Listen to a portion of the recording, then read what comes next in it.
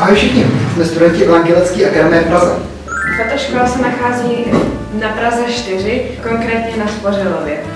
Naše škola nabízí dva obory, konkrétně sociální činnost a pedagogické liceum. Po absolvování této školy máte široké možnosti uplatnění v humanitních profesích. Na naší škole se ničeho nemusíte bát, jsme taková menší rodinka. Učitelé tu jsou fajn a je s nimi dobrá domluva. A při hodině se s nimi nevidíme.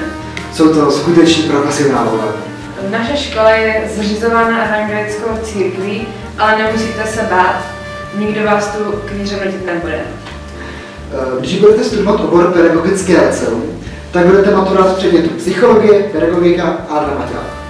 A když se rozhodnete pro obor sociální činnost, čeká vás sociální péče, základy práva, speciální pedagogika a psychologie a praktická zkouška.